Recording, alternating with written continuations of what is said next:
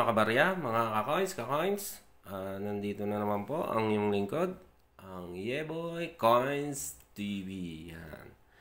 Meron po tayong barya dito sa ating harapan, ang 5 peso BSP na may mga taong 1995 hanggang year 2017. Yan. So, dito po tayo sa barya natin sa may harapan ng BSP 5 peso year 1999. Yan. Ito pong barya na to ay merong isang variation lamang na reverse 1. Yan. So, paano po natin malalaman kung reverse 1 siya? Yan. Ay punta po tayo sa kanyang reverse. Yeah.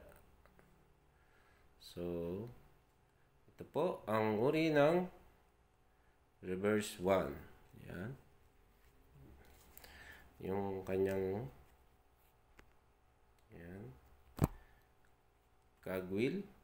Yan. Na maliliit ang ngipin. Yan. Ito po yun, yung ngipin. Ang cogwheel. Yan. At ang kanyang 1993 na magkakadikit. Yan. So, yan po ang uri ng reverse 1. At ito pong barya na to ay merong yan.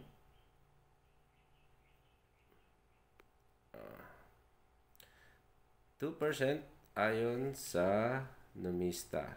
Yan. At ang kanyang kondisyon ay masasabi kong meron ng added value, yan, o collector value. Yan. So, mga kabarya, mga kacoins, baka meron kayong ganitong kondisyon na 5 peso sa lahat po ng year na 5 peso BSP series. Yan. Lalong-lalo na ang year 2000 na may isang variation na reverse 1. Yun. 2011 na reverse 3.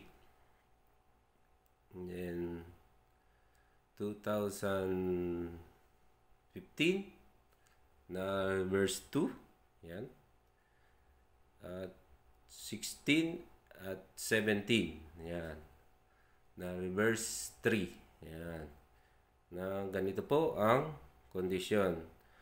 So, mga kabarya, mga kacoins, kung meron kayong barya na ganito po ang kondisyon at lalong-lalo sa mga binanggit kong taon, ay mag-send po kayo ng picture sa aking FB account na Yeboy Coins TV. Yan.